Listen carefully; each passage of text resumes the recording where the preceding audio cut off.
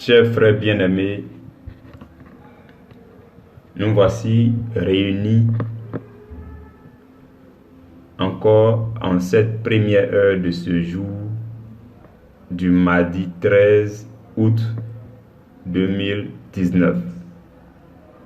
Nous sommes réunis autour de la parole de Dieu et nous ne cesserons jamais de rechercher les profondeurs de la parole. Tant que nous vivons dans ce corps, la seule chose qui peut nous nourrir convenablement, c'est la parole de Dieu.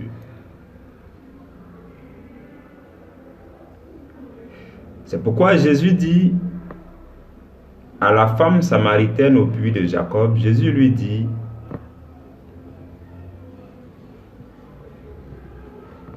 il lui dit, si tu bois de cette eau, tu auras toujours soif. Mais celui qui boira de l'eau que je lui donnerai, il n'aura jamais soif. Vous pouvez avoir toutes les connaissances, toutes les informations de ce monde. Cela ne vous rassasiera jamais.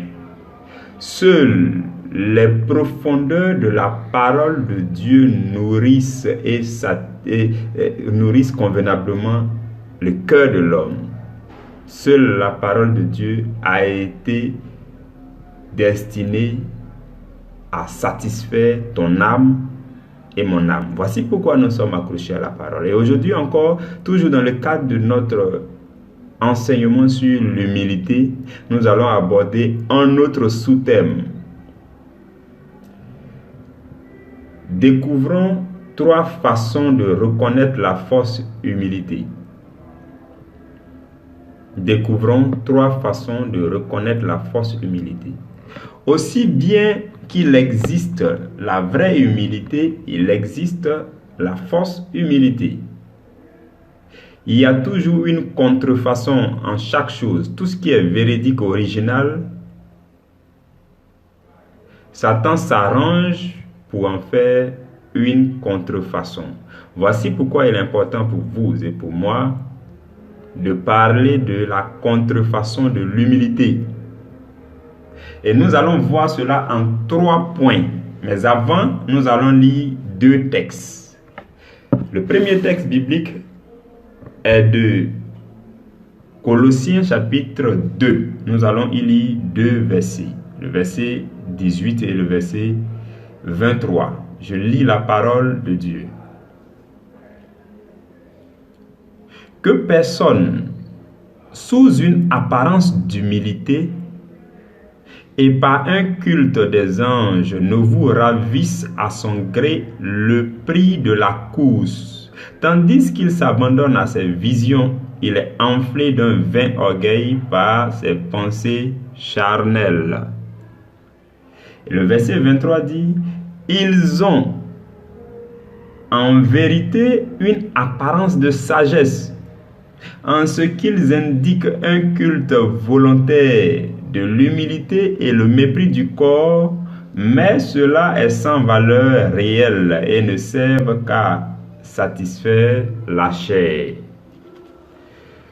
Nous lisons maintenant dans 2 Timothée chapitre 3 verset 5. Ayant l'apparence de la piété, mais reniant ce qui en fait la force, éloigne-toi de ces hommes-là. Parole du Seigneur. Frères et sœurs,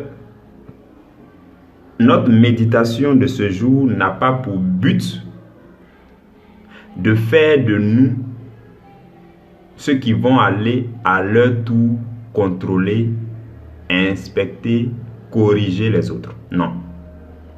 Je voudrais le signaler dès le départ. Toutes les fois que nous entrons en contact avec la parole de Dieu, le premier objectif pour Dieu, c'est de nous transformer d'abord.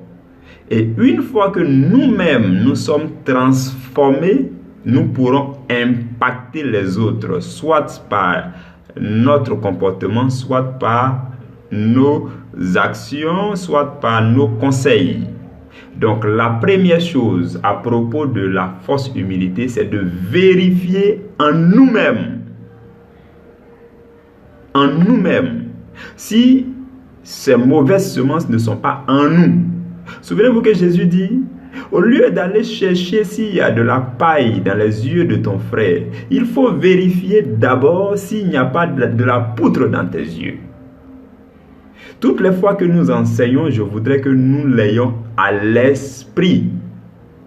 C'est très capital. Le Seigneur me l'a dit et il a insisté là-dessus à plusieurs reprises, surtout lorsque je devais écrire un livre parlant des faux serviteurs de Dieu. Ce livre que je l'ai déjà terminé, un livre vraiment, je ne sais pas comment qualifier ça. Le Seigneur a été à l'œuvre, son inspiration a écrit et moi-même je lis, je relis, même si je ne l'ai pas encore, le Seigneur n'a pas encore décidé de sa publication, je lis, je le relis, et il est bon pour moi. Donc tout ce que nous apprenons de la parole, tout ce que l'on nous enseigne, tout ce que nous nous enseignons nous-mêmes, nous sommes les premiers, nous devons être les premiers consommateurs. C'est pourquoi Paul dit, toi qui enseignes les autres, ne t'enseignes-tu pas toi-même? Donc, gardons cela à l'esprit, de sorte que ce que nous allons entendre du Seigneur en ce jour, cela soit d'abord pour nous, pour notre propre transformation, et non ce que nous allons prendre pour aller corriger, ajuster les autres. Que Dieu vous bénisse. Le tout premier point que nous allons voir par rapport à la fausse humilité, c'est que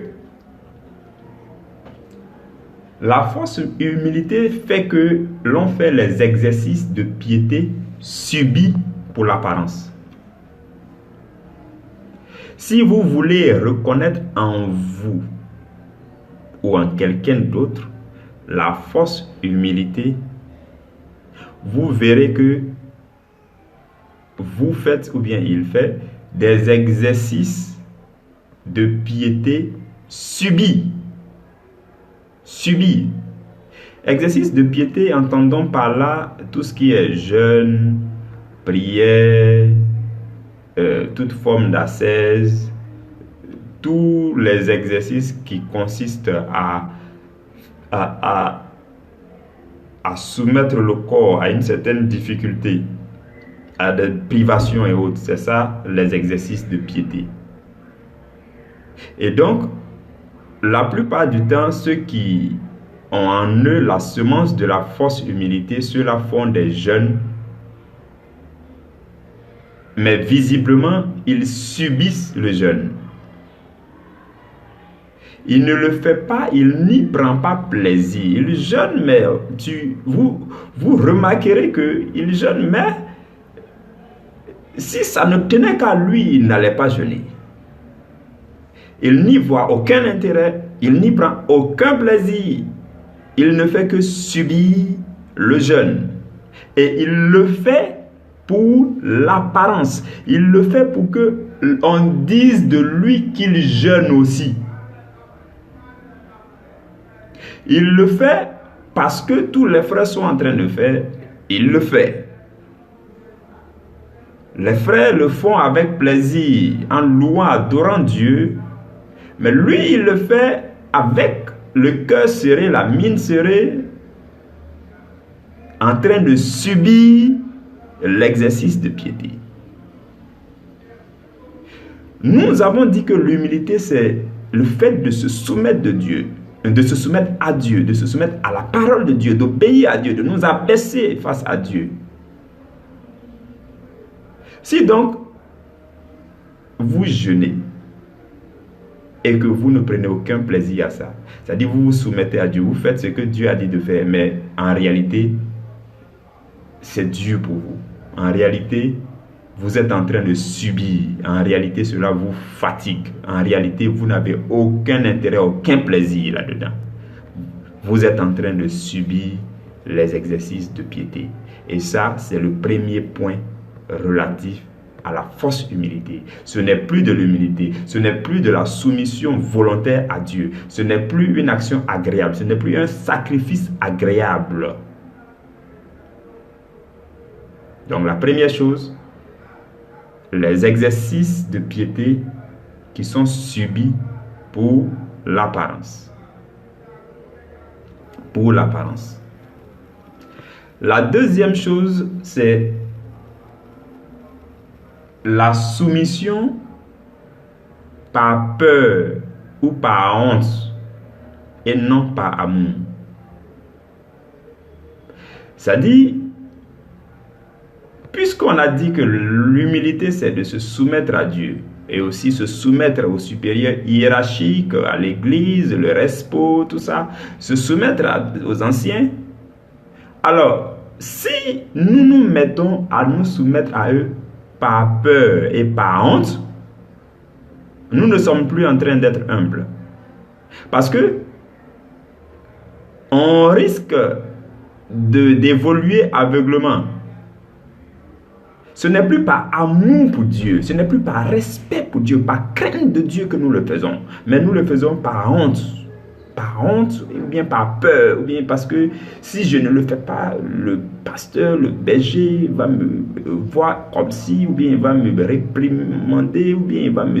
Donc c'est pour ça seulement que j'obéis, sinon si ça ne tenait... Donc d'ailleurs même si je me retrouve derrière lui, ou bien le jour il n'est pas là, voilà, les souris dansent. Ce n'est pas cela l'humilité. L'humilité c'est d'agir. Jésus dit, obéissez à vos maîtres. Parlant des serviteurs dans le livre de Éphésiens, Jésus dit, obéissez à vos maîtres comme obéissant au Seigneur et non obéissant aux hommes. Nous devons obéir à nos respos, à nos pasteurs, à nos dirigeants, à nos anciens. Nous devons leur obéir, certes, mais ayons en tête que nous leur obéissons comme obéissant au Seigneur et non aux hommes. Si nous leur obéissons comme aux hommes, la honte ou bien la peur de ces personnes, la corpulence, on n'a pas vu la corpulence de Jésus-Christ, on ne sait pas quel gabarit il avait, alors que peut-être votre pasteur il a un gabarit qui vous fait peur. Donc si à cause de ce gabarit vous faites des choses, ce n'est pas forcément, ce n'est plus l'humilité, ce n'est plus la soumission à Dieu, ce n'est que la fausse humilité. Frères et sœurs, c'est de ça que nous voulons parler en ce jour. C'est le deuxième point. Le troisième point concernant la fausse humilité, c'est l'humilité double face. L'humilité double face. Frères et sœurs, dans notre croissance spirituelle, la première chose, c'est de recevoir la parole, nous soumettre à la parole, laisser la parole nous transformer notre mentalité, notre intelligence, notre cœur, notre personne, notre vie, nos habitudes. La parole nous transforme et ensuite, une fois transformés, transfigurés par cette parole, nous pouvons impacter le monde. Il y a donc deux choses.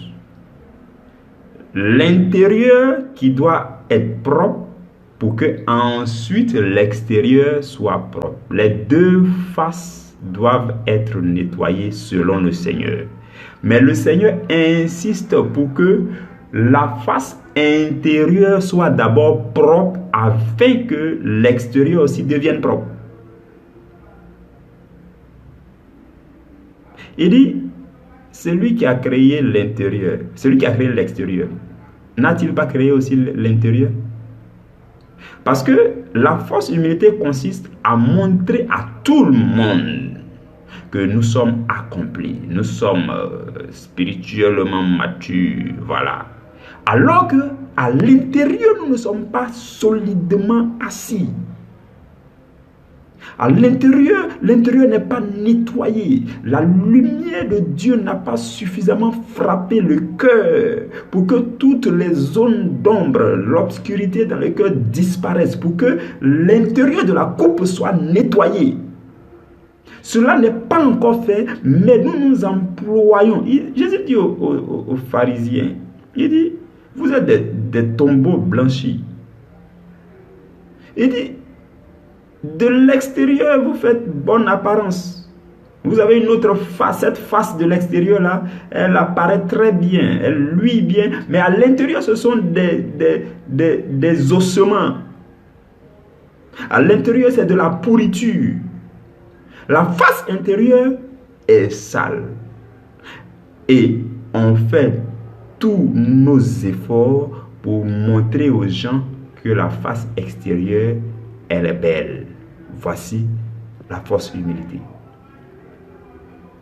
Montrez aux gens que vous êtes soumis à la parole de Dieu, que vous êtes soumis à Dieu, que vous aimez Dieu, que vous craignez Dieu, que vous obéissez à Dieu, vous obéissez à vos responsables, que vous marchez bien avec le Seigneur, vous employez à le faire avec force, à démontrer à tout le monde que c'est le cas. Alors qu'à l'intérieur, vous n'êtes pas encore soumis à la parole de Dieu, vous n'êtes pas encore humble à l'intérieur. Au point où, quand il arrive de voyager, d'aller peut-être en vacances ou bien de faire un mois quelque part, vous n'êtes plus sous les yeux des frères. Et là, c'est gâté. Et là, c'est gâté. Ce qui est à l'intérieur, réellement, commence à sortir. Parce qu'en réalité, ce qui est à l'intérieur, c'est ce qui doit sortir sur l'extérieur. Que vous le voulez ou non, ça va sortir. Donc, il suffit de vous isoler, de vous mettre à l'écart et tout de suite, les deux faces commencent à se ressembler. Donc, ce que nous voulons dire, frères et sœurs, c'est que l'humilité double face est une fausse humilité. L'humilité double face qui consiste à démontrer aux yeux des hommes que de l'extérieur, vous êtes bon, vous êtes soumis à Dieu, vous êtes humble, alors qu'à de l'intérieur, vous n'avez pas encore accepté la soumission à la parole de Dieu, l'abaissement à Dieu. Vous ne l'avez pas encore fait, cette double face, c'est de la fausse humilité. Nous sommes à la fin, nous avons parcouru ces trois façons de reconnaître la fausse humilité. Je nous les rappelle rapidement. La première chose, c'est que c'est lorsque nous faisons des exercices de piété qu'on subit pour l'apparence et on n'y tire aucun plaisir. Ce n'est pas des sacrifices agréables. Ça, c'est la première chose. La deuxième chose, c'est la soumission par peur ou bien par honte. Nous sommes soumis à nos responsables, nous exécutons des tâches parce que nous avons peur d'eux, à cause de leur corpulence, parce que nous avons honte d'eux, parce que ils sont supérieurs. Nous ne le faisons pas par amour pour Dieu, par crainte pour Dieu. Ça, c'est de la fausse humilité. Troisième chose, la double face. L'humilité double face est une fausse humilité en ce sens que si vous vous employez à démontrer aux yeux des gens que vous êtes meilleur de l'extérieur, alors que votre intérieur n'est pas soumis à la parole de Dieu, c'est de la fausse humilité.